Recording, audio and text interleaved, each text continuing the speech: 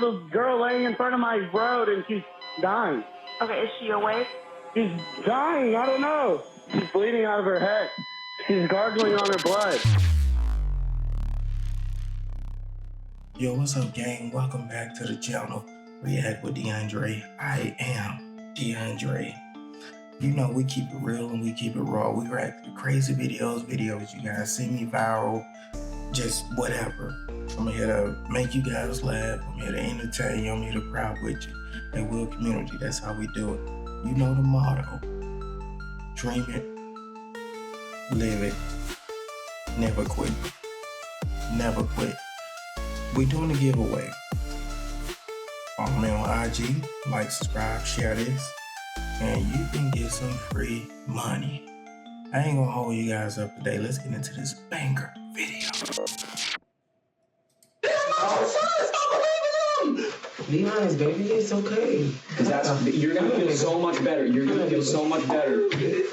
When they pull this GPS, will it show that you were at home in your bed, or will it show that you were somewhere else? That's the question that was asked. You don't know? This is that's serious. You kill my family. What am I supposed to do? Well, you don't understand that you just as guilty if you know who did it and you're not saying nothing. That's guilty by association. I don't know. Snitching on everybody. Who's gonna get charged? Why did you make me say? Said I don't know. My life is ruined. When the bodies of 3 teenagers were discovered over a period of several days in the same neighborhood in Marion County, Florida, the police didn't know what to think. This would set the tone for the rest of the case, as the emerging suspects all seemed intent on blaming each other. The identity of the alleged perpetrator, along with the motive for the heartless murders, turned out to be more alarming than anyone wanted to believe. The police first learned that something was terribly wrong just before midnight on March 30th, 2023, when they received this 911 call. There's a girl laying in front of my road and she's dying. Okay, is she awake? She's dying. I don't know. She's bleeding out of her head. She's gargling on her blood. You need to turn her on her side so she doesn't choke. Wow, gargling on her blood. That's more so indicating, what is it called? I forgot the name. I had it before I said something, but it's an indication that the patient or the victim is going into cardiac arrest. It's more so like shallow breathing. Labor breathing is the word I'm looking for. Okay. It doesn't matter what side. Like on what side? No, just turn her on her side so she doesn't choke on the blood, okay? Yeah.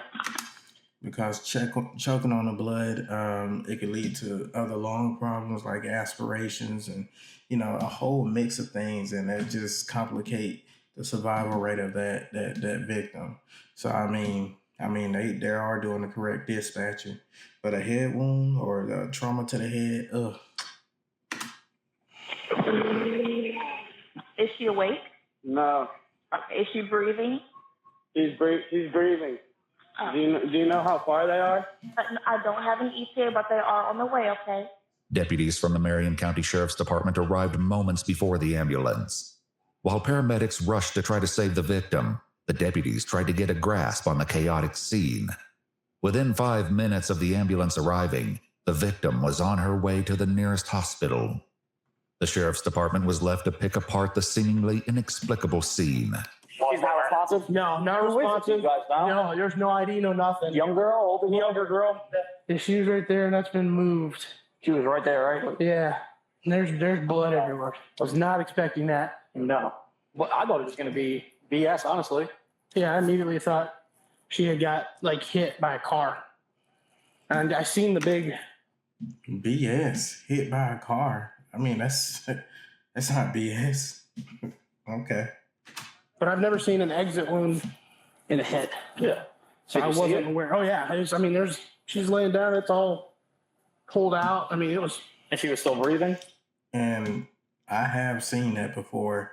You know, someone with an exit wound in the head. I mean, with the brain, you know, it turns into like this putty-like substance. It's weird. you know, hopefully you guys have to never see it unless you're in the medical field.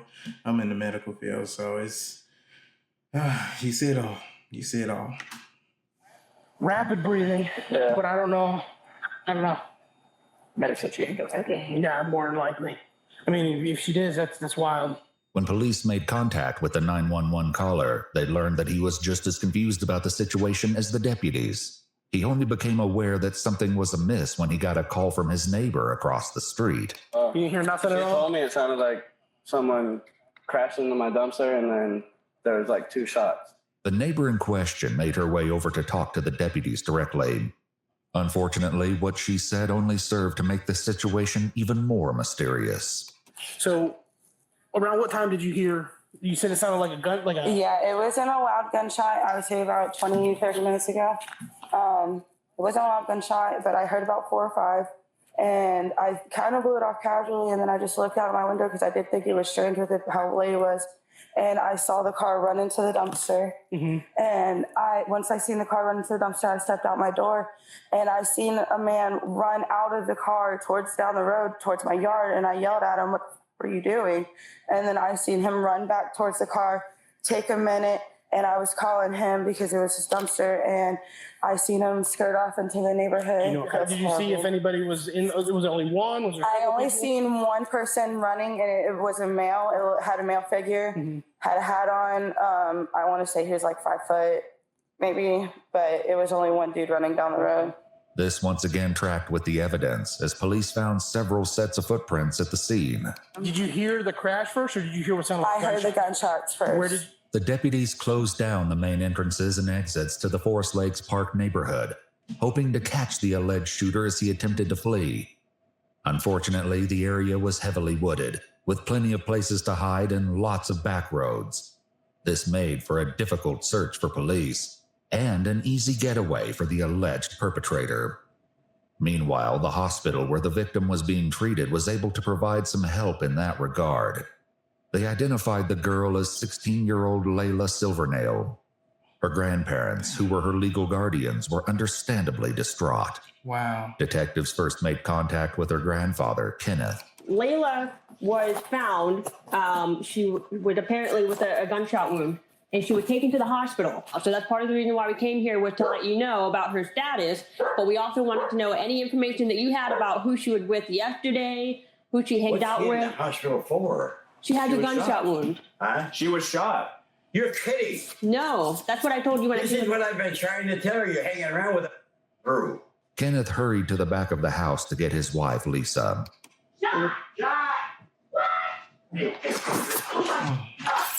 Layla's grandmother only seemed to become more distressed when the detectives tried to ask her questions. Lisa, come here. Lisa, have a seat right here. Is my granddaughter okay? Will she be okay? She's going to be in the hospital. I don't know anything. That's why I'm a victim advocate, okay? I'm here for you. Have a seat for us. We need some information so we can find out who did this, okay? I'd like to know too. We I need... will go and I will shoot their asses. Oh no! Listen. Where was she shot at? Does anybody know anything? She was shot in the head. Lisa, that's all we have right now, okay? Man, it's bringing back like flashbacks of me, you know, just dealing with patients, man, and the family, they crying, and you know, oh, save my friend or save whoever, man, and some people just gone, man. You can't do nothing about it, man. So it's just, it's doing something to me. Flashbacks.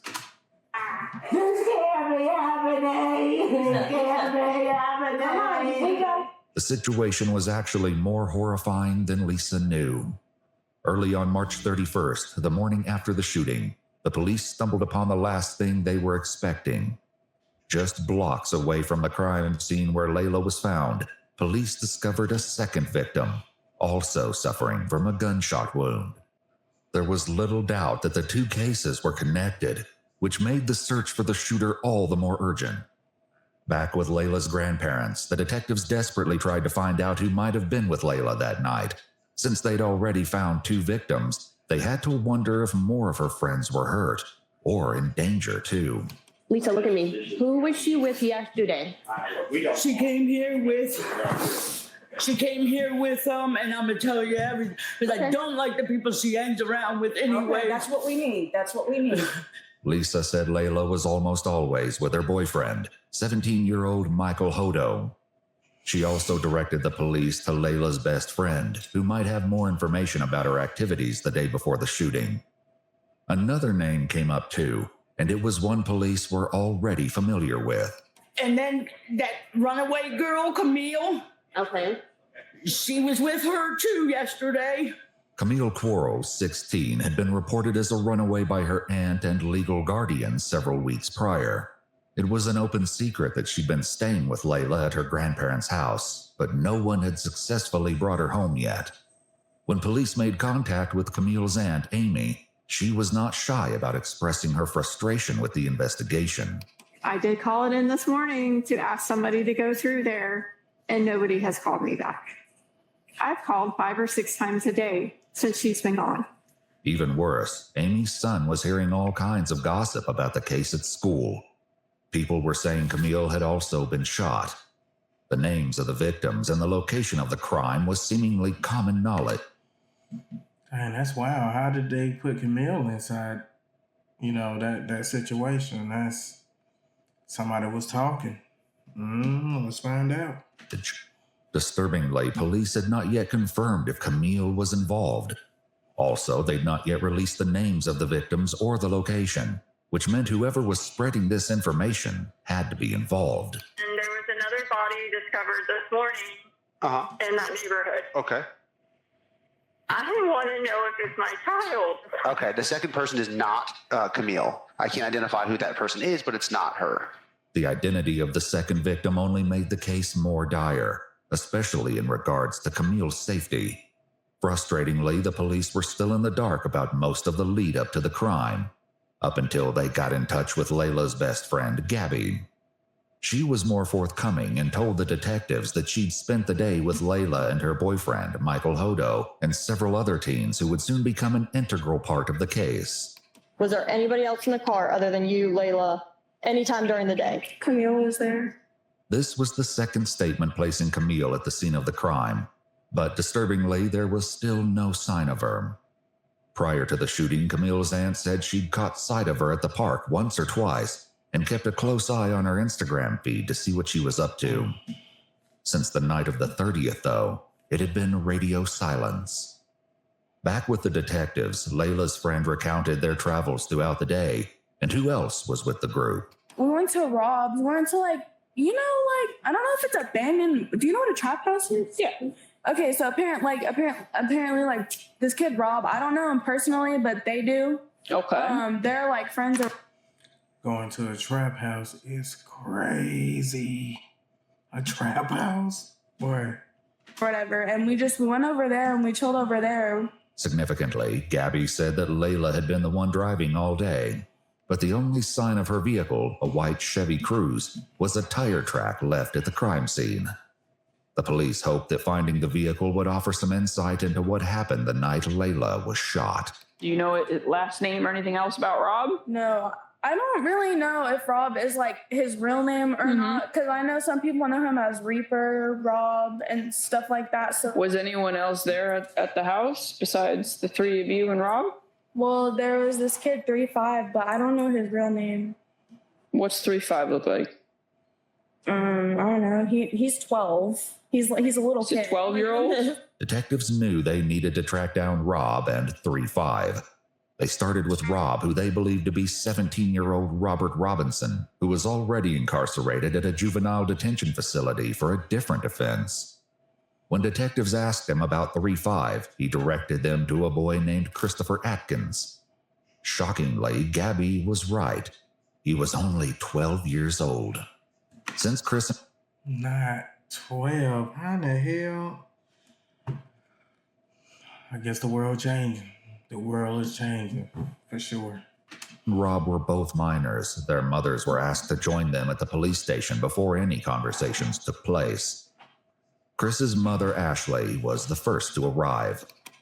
I don't understand. Not the bunny. For my son. If he being questioned, why the fuck I'm not in there?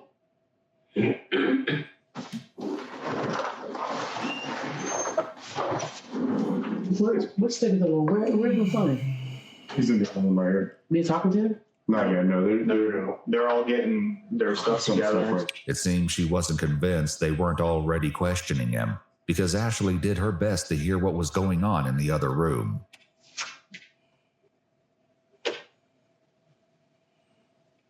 After almost 2 hours of waiting, she was finally escorted to the next room to join Chris, who was visibly trembling. Can I put you on? Sure. Yes, ma'am. Absolutely. Did you want another jacket? Just okay. Are you sure? You look like you're cold. Let me get you. I think you said you have 4 siblings. Okay. You guys get along okay in the house? The detectives set about gradually breaking the ice with Chris, all the time appearing hyper-aware that he was only 12 years old. After taking all necessary precautions, like making both Chris and his mother aware of their rights, and establishing on record that Chris knew the difference between right and wrong, they finally got to the issue at hand. So, Chris, what I'd like to start with talking to you about is, and like I said, I just want you to be honest with us. I'd like you to talk to me about last Thursday night.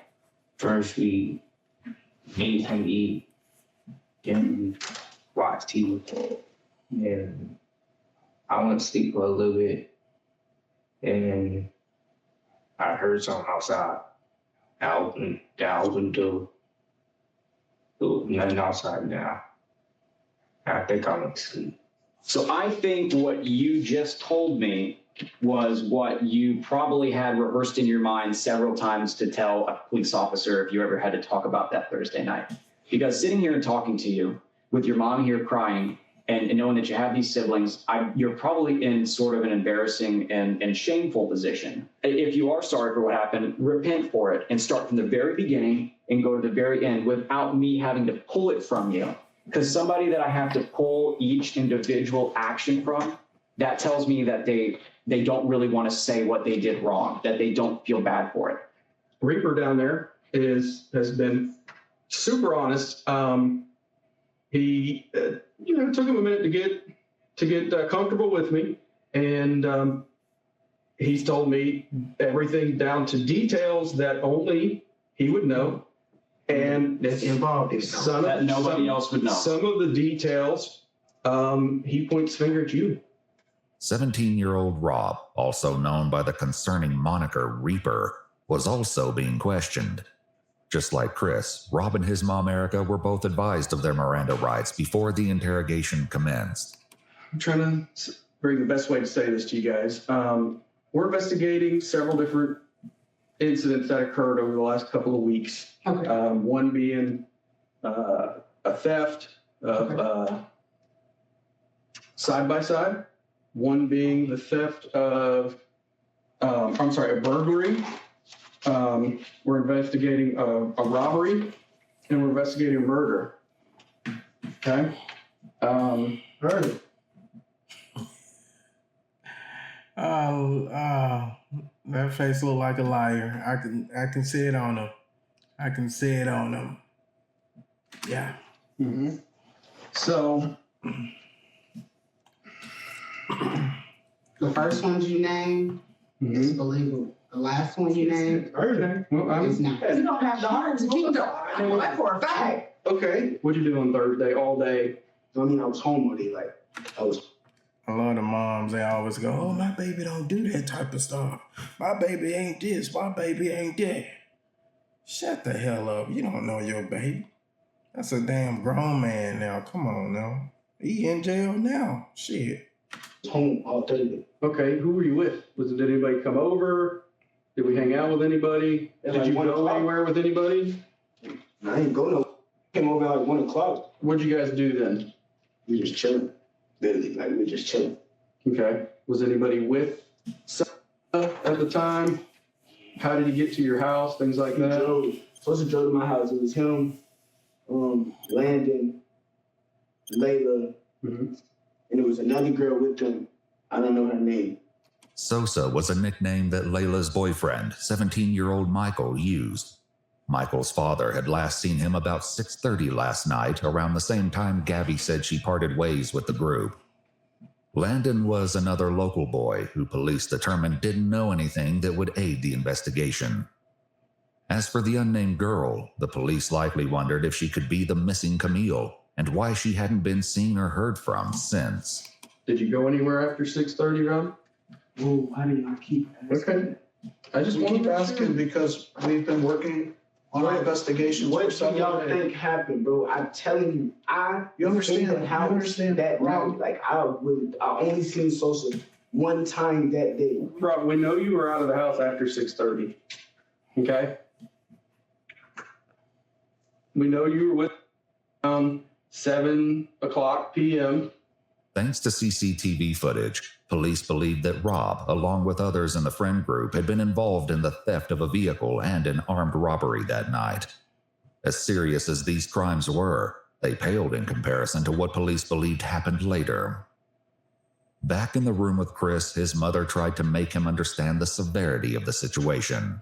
Well, if you ain't, Now's the time. now's the whole story. You know you left out of the house Thursday when I told you not to. And you finna speak. You gotta talk right now. Reaper's already told us what the plan was that night. So we know what the original plan was. We're asking you now to be honest and to come forth and tell us what happened and why it happened. And he knocked on the window. When you say he, I never want to guess. Who's he? Reaper, aka Rob, took a lot of convincing before he opened up. Rob, right now you're protecting KTM and your buddies. You need to think about protecting I'm protecting. The disturbing meaning behind KTM will be revealed in due time. For now, the fact that... Hey, put down in the comments what you think KTM means. Put it down in the comments. I'm gonna go with kill. I'm gonna just leave it alone. That's what I'm gonna do. My brain ain't even working right now. That the police knew about the mysterious phrase was enough to get Rob talking, albeit reluctantly. Was that the else? When you were with who was with y'all? It was me. 3-5. Mm-hmm.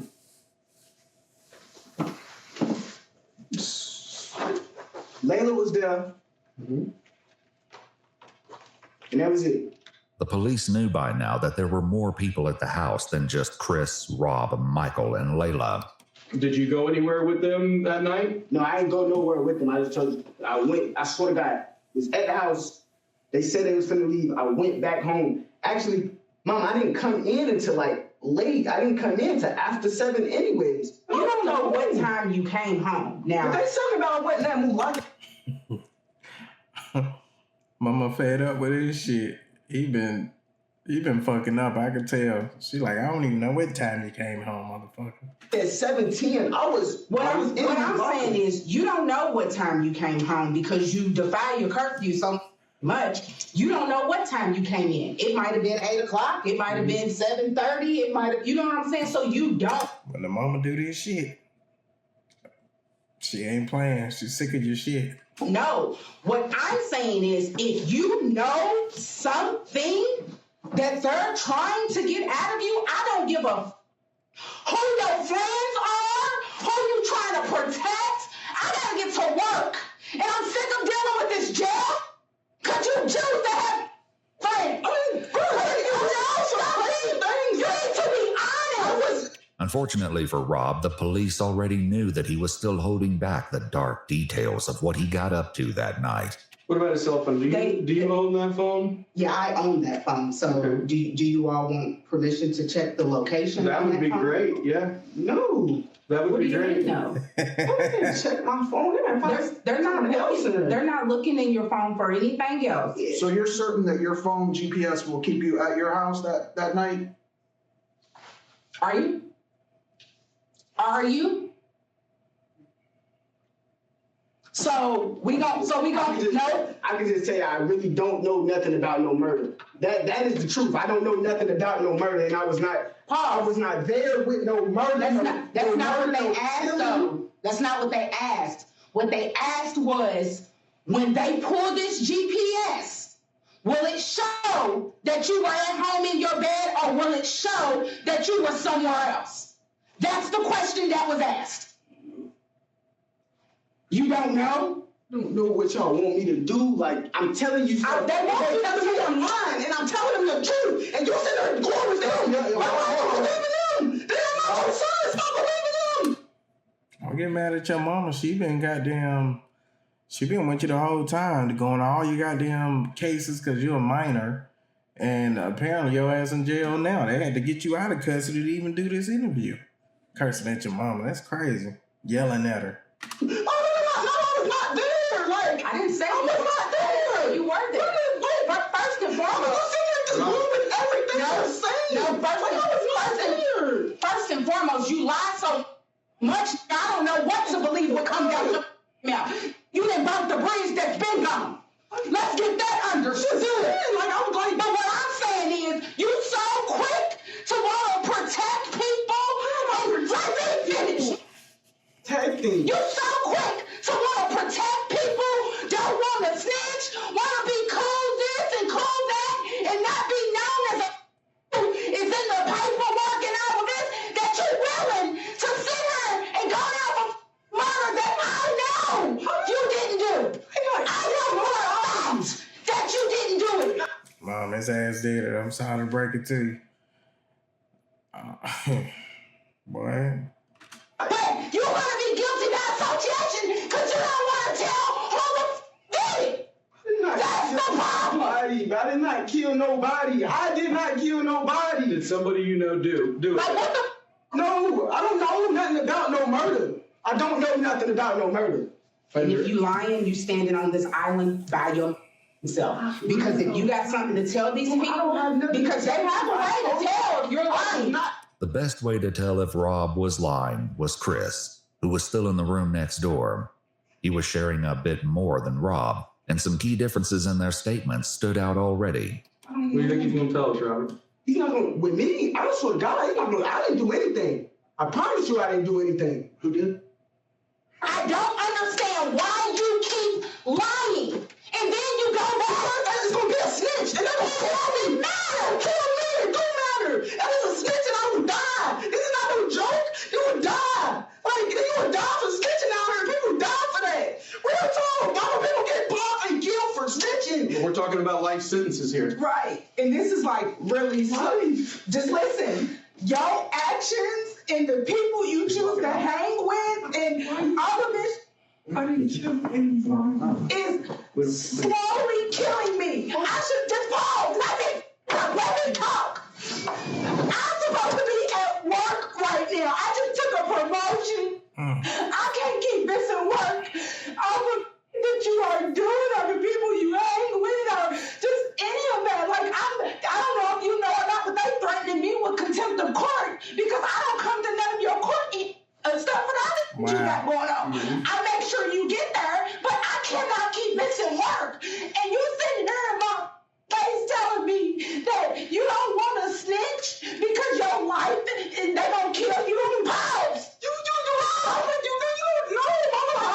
It wasn't me. I don't know why they trying to give me a life sentence. I didn't say that you killed anyone. Robert, you don't understand that you just as guilty.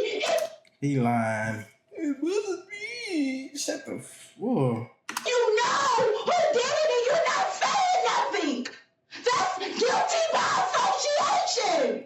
Like, what part of that is not clicking for you? If you know who killed these kids, then you need to tell them. Some part of this tirade must have made an impression, because at long last, Rob shared his version of events. Times killed all three of them. Okay. Tell me about it. Were you there? With the whole story? Were you there? Let him talk. Tell me the whole story.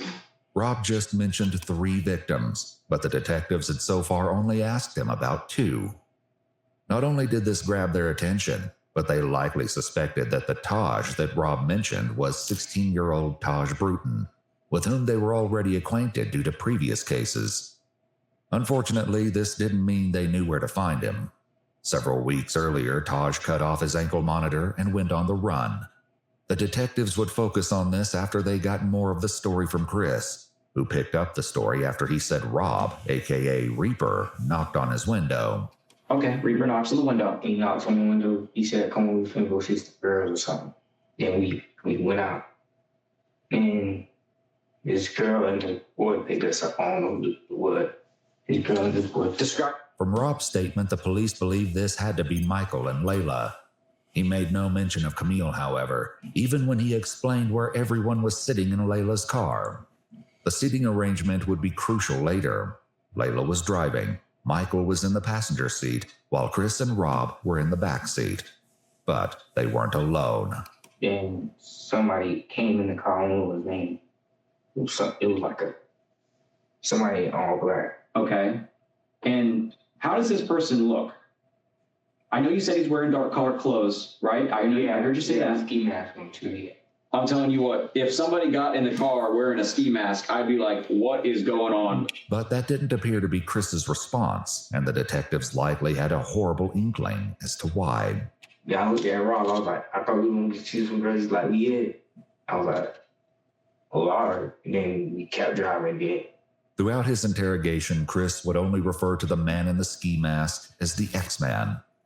Luckily, Rob had already revealed the identity of their companion. We could pick up Taj. As soon as Taj came out, that was the first thing he told me. He's like, we knocking on. We knocking on. I was like, nah, bro, I ain't even trying to do all that. It took a little more persuading, but Rob eventually told the police that they could find Taj at his girlfriend's house. They picked him up and brought him to the station after they finished talking to Chris and Rob. But instead of clearing up the questions detectives had, Taj made everything more confusing. He said everything was Rob's idea.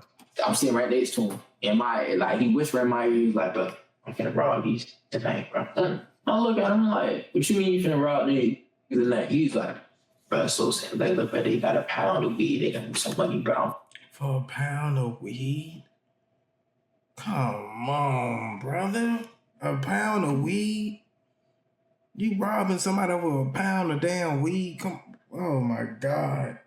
And if they don't go for it, I'm gonna kill them. That's exactly how you said. At this point, I'm frantic, but I can't.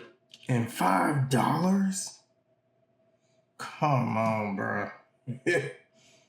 Oh my God.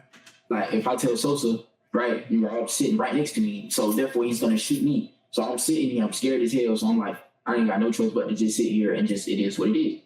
Rob told detectives that it was the other way around. It was so random. Like, he just said he wanted to knock him over. I'm not thinking he's serious, though. Like, at the time, when he first said it, if you would have seen his face, like, right, he was laughing. Like, if I would have really thought he was finna kill like, I wouldn't have got back in that car. I would have stayed right there and called my mom and be like, can you come get me? I didn't think he was serious until when the car started slowing down and I seen him up the gun. Rob said that Taj did this because he wanted to take Michael's firearm. Over in Chris's interrogation room, his story aligned with Rob's, for now. What triggered him to just start shooting? I'm trying to figure out. It's something in between that you're not saying. Because I think the person that, the white guy, I think he said he had a lot of money or something. Oh, so it was set up as a robbery. Okay, now we're getting somewhere. Okay. So they were setting up the robbery, man. Did Reaper mention that to you, that something was going to be set up or anything? He didn't even know. Like, all I heard was pound, and like, I thought somebody was shooting at us, so I hopped out the car and ran. I'm looking. Boom! Boom! Once again, Taj's version was a little different. 5 shots, Sosa. Boom. Layla got shot by Rob because that was diagonal. It was crazy. Just like that. It took 2 shots. It wasn't no more than that. It took 2 shots to kill both of them. The police knew at least part of this was true. Who shot who was yet to be determined. But tragically, they'd confirmed the second victim as Layla's boyfriend, Michael Hodo. He was in the grass by the side of the road, just blocks away from Layla. He was deceased when police found him. Michael's father had a heartbreaking reaction when he found out that his son would not be coming home. My son's dead, isn't he? Damn. I'm sorry to be the one to tell you. No! Oh my God! No! Can I come back out here and help? We have to talk. We have to find this out. Who's to find this? This is to go find out who did this to him. I'll find him when I kill myself.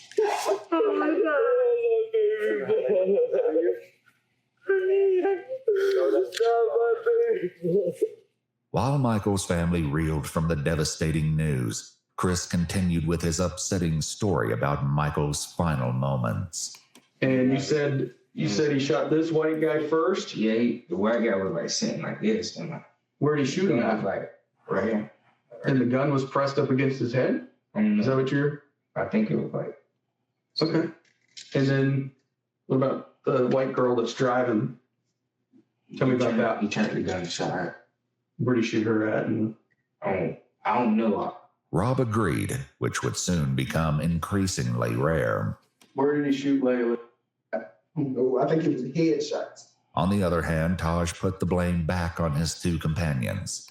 I know he shot Sosa in the back of the head. I seen that happen. I seen Rob try to shoot her, right? And when he tried to shoot her, he shot her, and then his gun didn't go off, so he reloaded it again and shot her. All contradictions temporarily aside, Chris added another disturbing detail.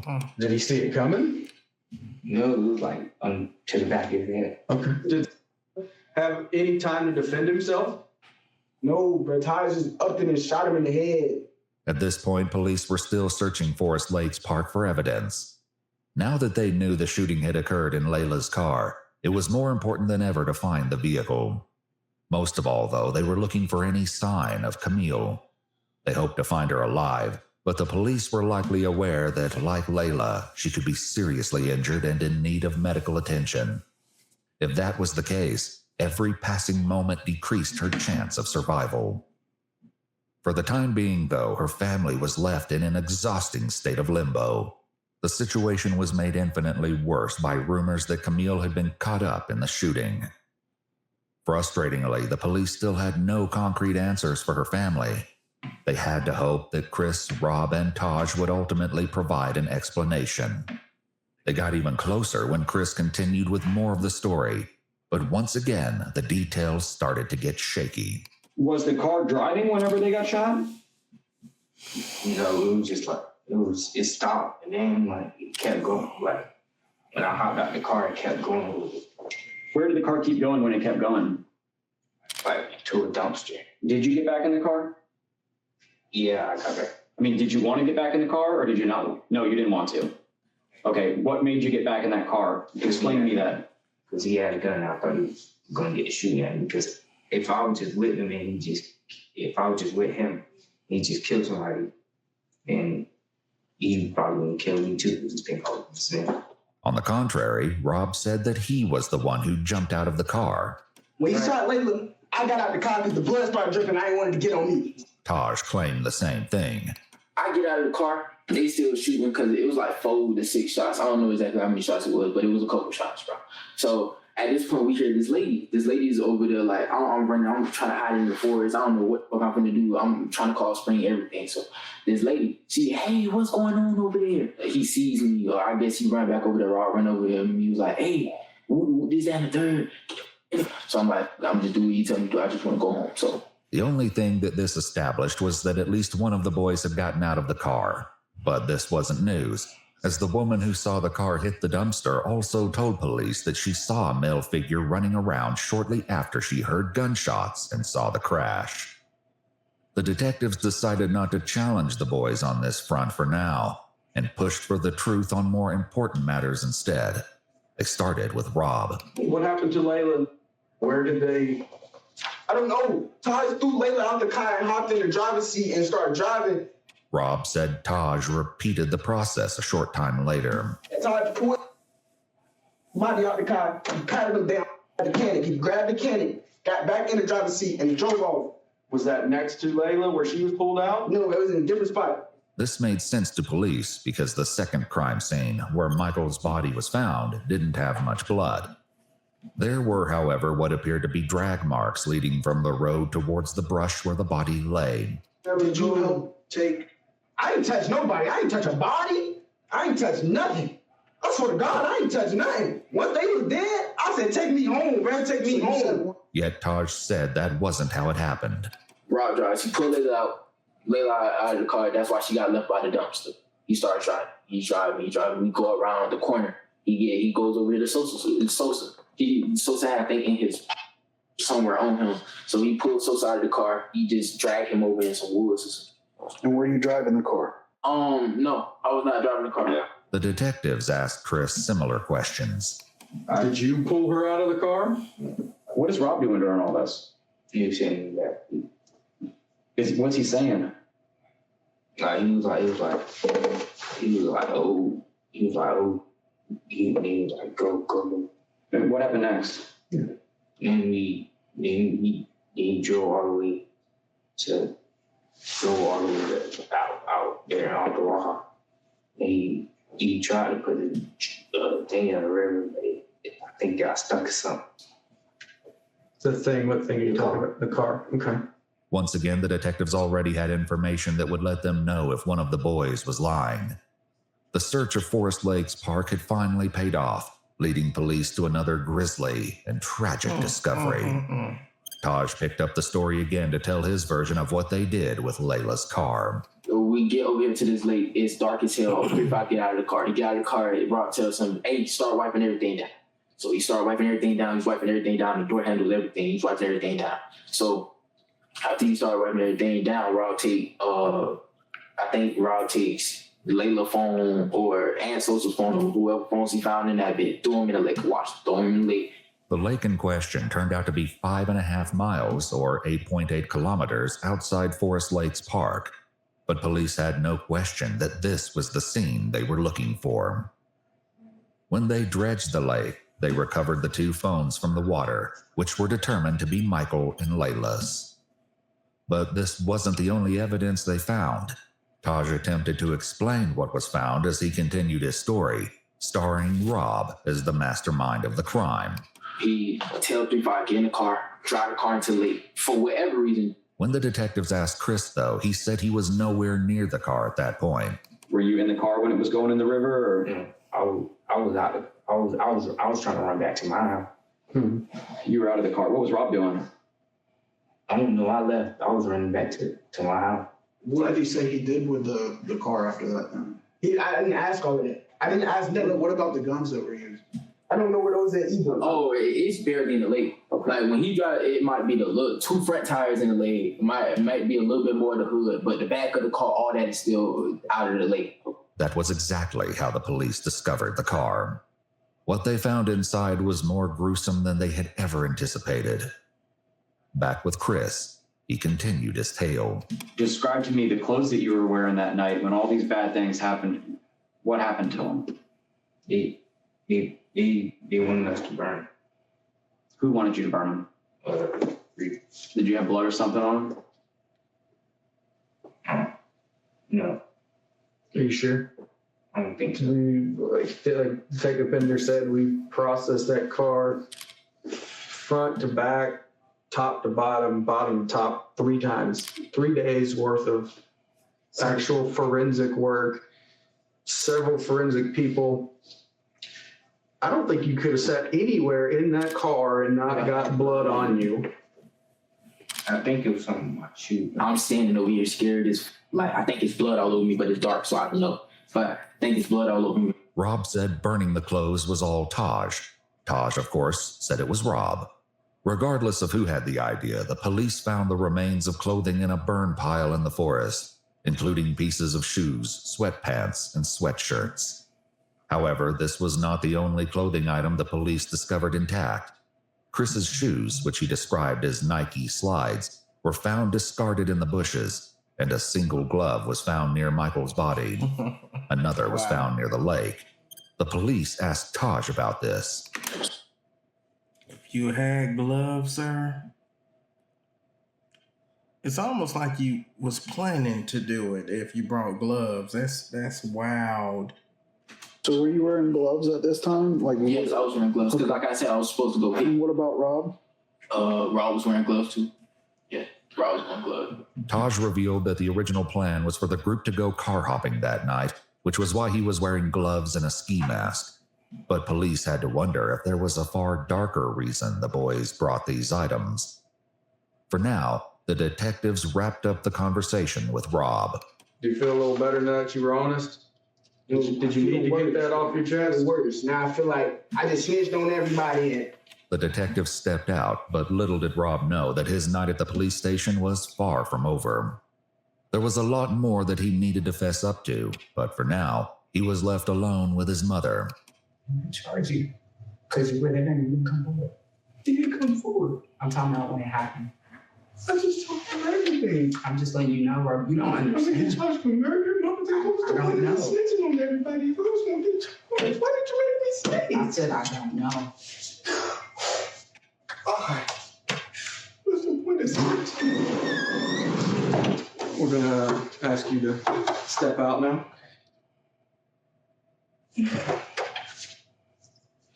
Wait, Mama. Hold on. Wait, hey, is my mama still here? Yeah, she's still. Wait, Mama. Talk to me. Give me. Okay, she's talking with someone. can you see if they do charge me? Can you see if she can give me a lawyer? I didn't kill anybody. Relax. Can you ask her, please? Rob wait.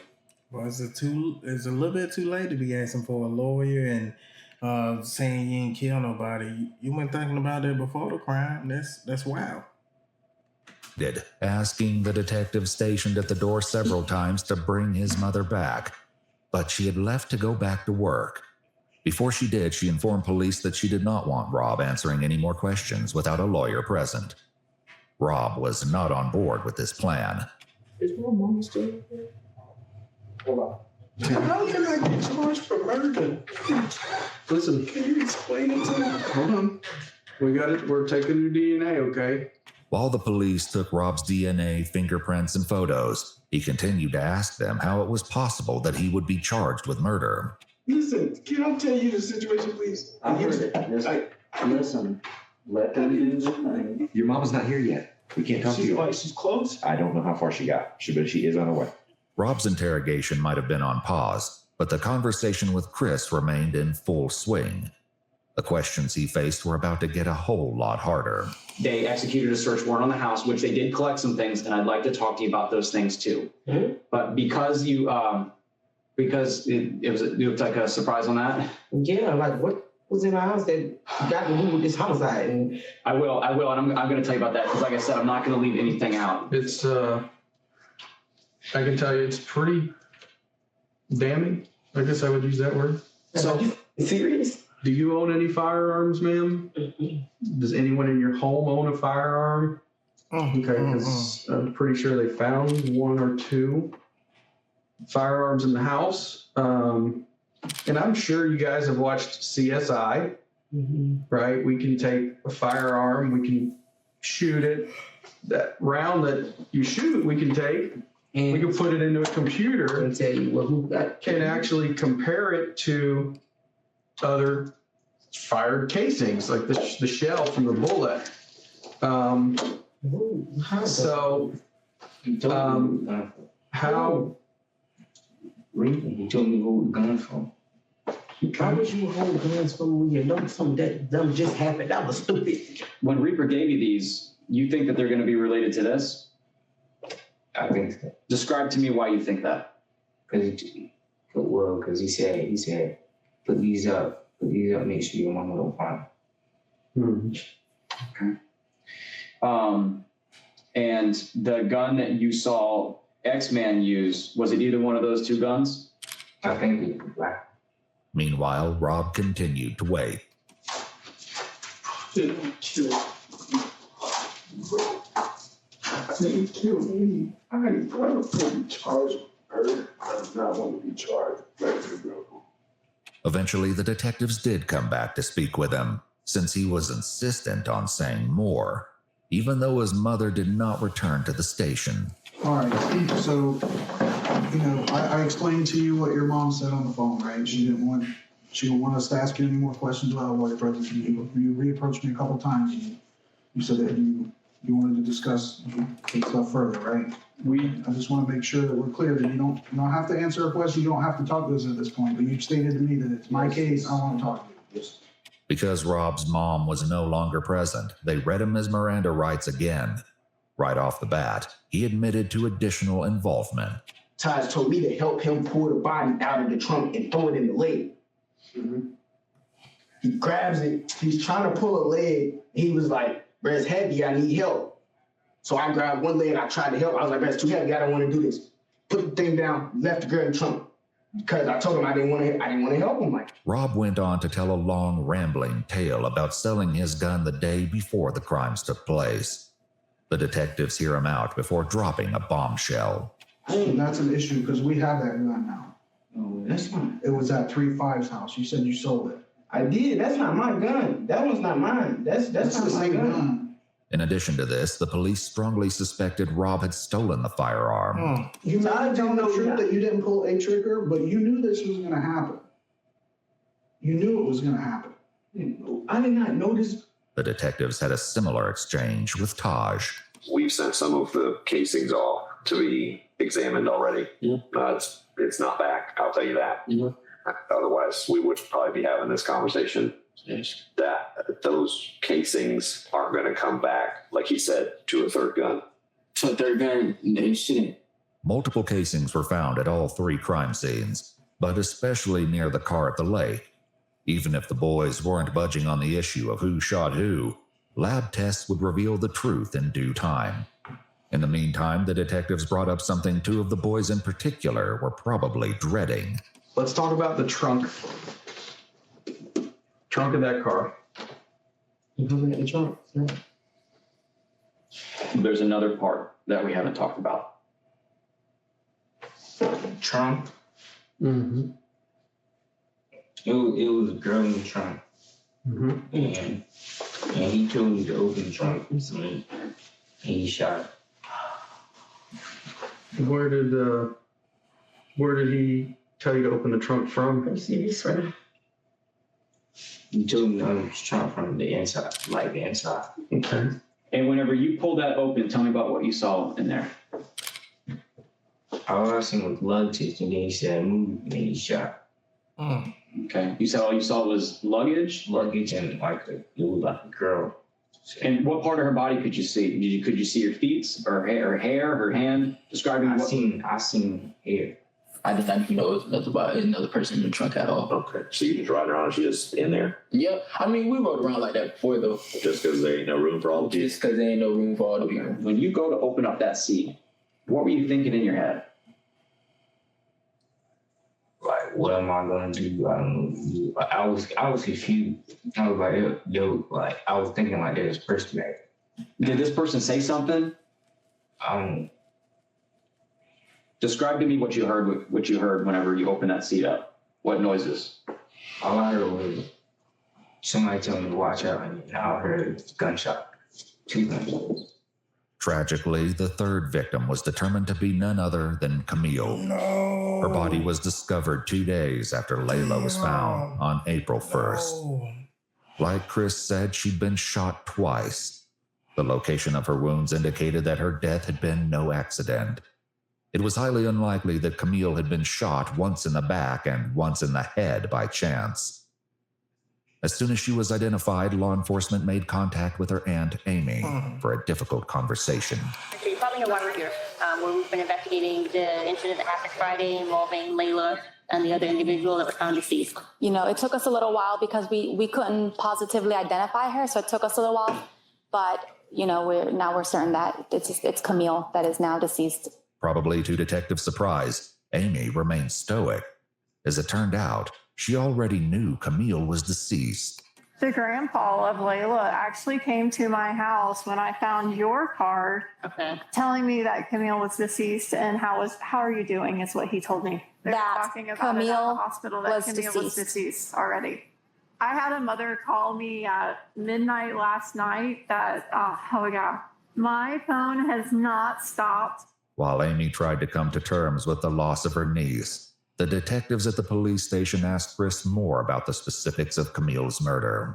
What happened after he shot her? And he closed it, and we left. How many times did he shoot her? Yeah, that's what we're gonna. I think once, twice. What is it? One twice. Twice? Okay. Do you know what part of her body he shot her? No, when I opened it, he grabbed it, so I looked away. As if this wasn't horrific enough, Taj put forth an even more disturbing version of events. Predictably, he insisted he was not the shooter. The culprit he named was spine-chilling. Who folds the seat down? 3-5, because he was on the side, so he hops out of the car, right? He get out of the car, flip the seat down, boom, hit her once. So he shot her once. Where did he shoot her? Oh, I don't know. I couldn't see exactly where he shot her at all. And then she's not dead yet. So Rob sees that and he shoots her to make sure she's dead. So Layla got one headshot and then Camille got two because she wasn't dead yet. For once, Rob agreed with Taj, at least partially. Before his mom left the police station, he told this to the police. It was 3-5 to get there. 3-5 dropped the seat and shot the girl, and he shot her in the head. And Todd's like, shoot in the back, shoot the back. 3-5 dropped the back seat and he shot the girl. She was still alive. He's like, finish her. So he shot her again. 3-5, police knew, was Chris's street name. Still, something wasn't quite right. After getting this far, the police were not willing to accept anything short of the full truth. Now, Reaper, Rob, there's a lot of similarities that are overlapping here, but there's definitely a discrepancy that Rob told us about what happened to the person in the trunk. That they trying to make him the shooter, right? Yeah, that's what y'all leaving out. I mean, be honest. Be honest. We being all being honest here. Just be honest. Is he the shooter? That's what they're saying. That's all you gotta do. That's all you gotta do is just say that. I mean, stop going around it. I can tell you that he is not.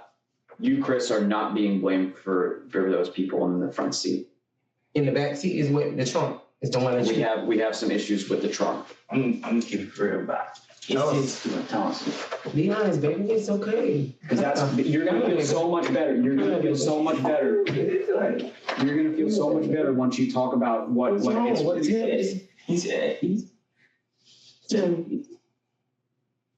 say it. Just say it. He said, everybody you do it, you gonna kill everybody I know. So tell us what you did. He said, you gonna kill everybody I know. Yeah. Who made you do it? Who is it? Rob. Rob made you do it? Yeah. He said he gonna kill everybody you know. Well, who is this X-Man? I don't know who that is. Now, did you... Just calm down. Yet again, Rob said something different. Before his mom left the station, he had shared this information. Todd made him kill the person, or he was gonna kill 3-5.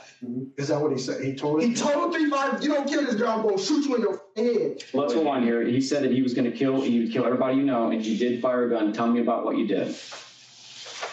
I think I shot the girl and I don't know where it was, but and then he came up and shot her too. Okay. Who? Rob. Okay. So when you shot her, what gun did you use when you shot her? The ex dude getting the Scott. If Chris used Taj's firearm, that would explain why they only found 2 weapons during the search warrant. This brought up another question, though, which the detectives had addressed with Rob and his mom. So that's my concern here, is that you said that Taj was pretty much orchestrated this and was concerned that 3-5 would snitch on him. So he made him 3-5 do that. But you saying that he was completely fine with you not taking any part of that? Yes, with me, he just told me, if you snitch, cut, I'm gonna kill you. With his mom there, Rob insisted that he was innocent. Now that she was gone, though, the police hoped he might be more forthcoming. I honestly don't think you're a cold-blooded killer. I know Taj, I've dealt with him, and I've dealt with you. And there's a reason I wanted to talk to you. Because I don't think you're that dude. I don't think you're a cold-blooded killer. Taj, I don't know anything about 3-5. I've never met him. But I'm telling you that when the evidence says that you were there and that you shot someone, there is no explaining that. Evidence is going to tell you that I'm there, but all I can tell you is that I didn't shoot nobody. Did you shoot Layla? No. Because I got information that somebody that was in their car had a thing for Layla, and you couldn't do it. So somebody else did it. No. Okay? No, that's not true. Your brother's talking. Is there any reason why he would be telling people that you shot one of those people if you didn't do it? Police likely used this as a tactic to get Rob to talk and hopefully reveal the truth. Perhaps this was how Amy knew Camille was deceased before the detectives contacted her. In Chris's interrogation room, his mother struggled to come to terms with what he'd done. Cause What? You shot somebody that's dead? Boy, what the? This is a homicide. This is 3 people. Man, this is something that's serious. You gonna kill my family. What I was to do? That's why. I understand. That's what we're trying to tell you from the beginning. Chris, take a deep breath. Just calm Take a deep down. breath. Now listen to me.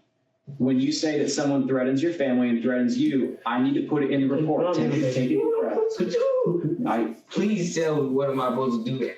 Chris's mom didn't have an answer to that. She asked one of the detectives if she could step out for a moment to compose herself. No, I live, and he knows my whole family. He's gonna kill my whole family. Are you talking about Reaper? Or are you talking about Stavo?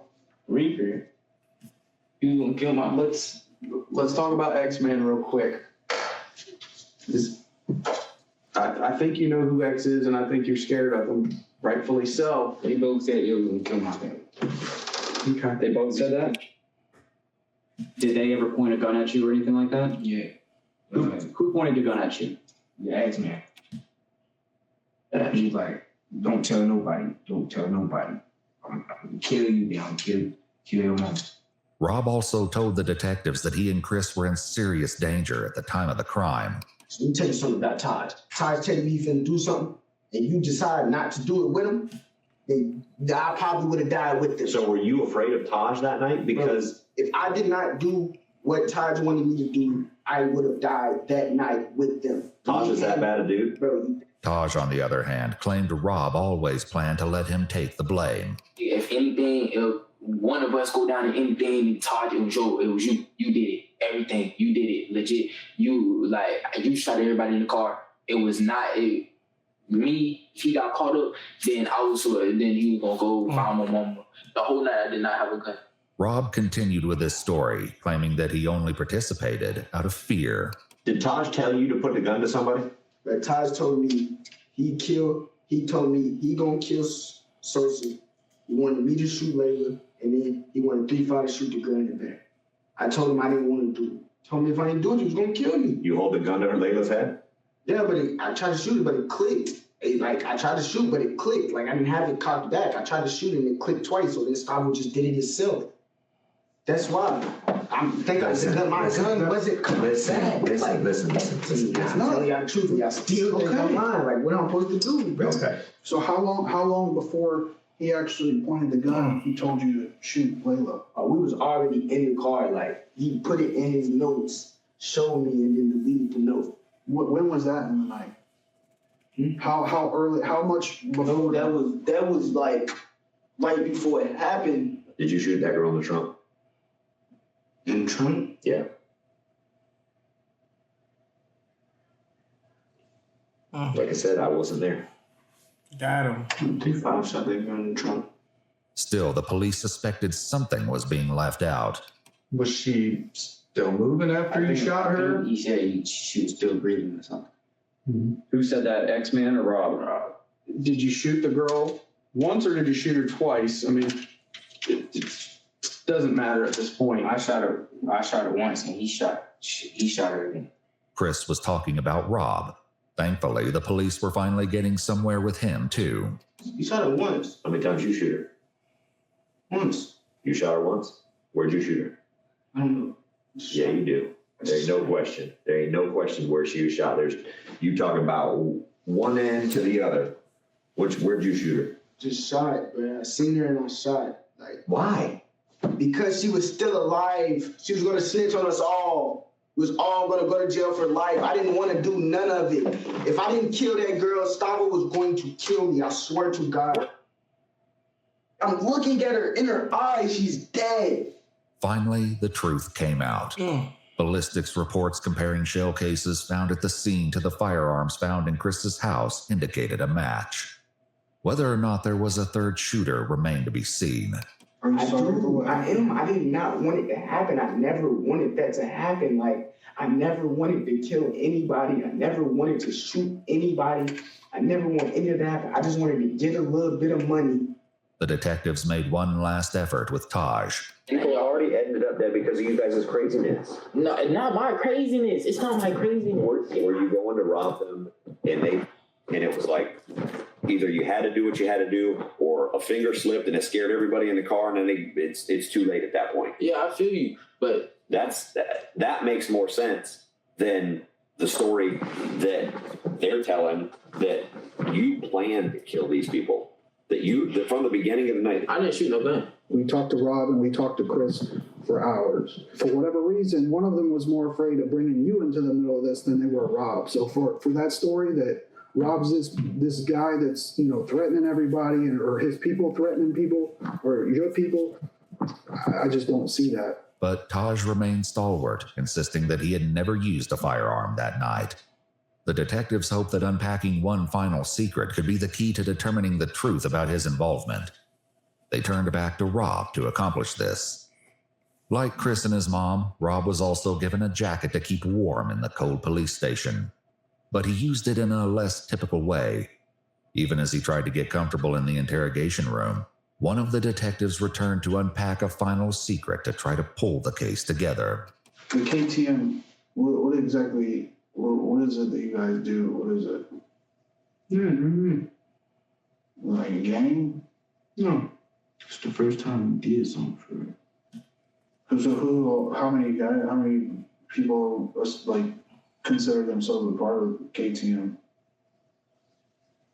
Few of us, me, Gustavo, 3-5.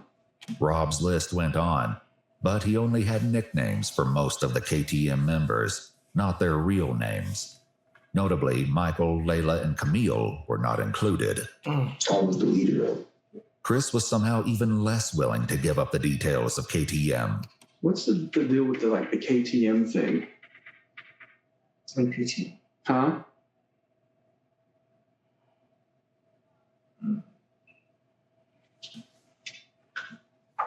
I know Reaper has the tattoo. What does it mean?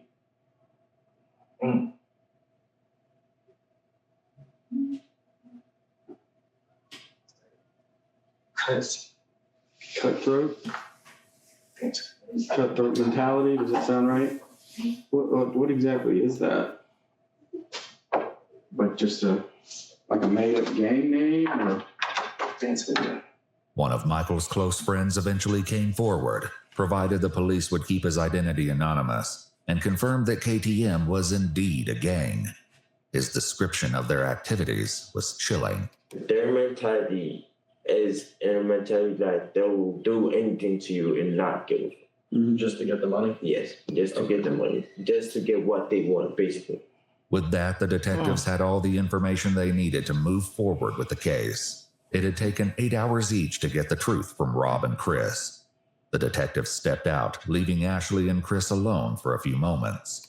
Listen, baby, listen. It's not over. Yes, it is. It's not over.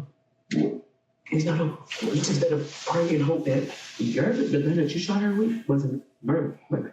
Ashley also had some devastating news to deliver that was sure to upset him further. I'm gonna go to jail. So I'm gonna leave him. Top. That's because I gotta work. So I'm gonna go.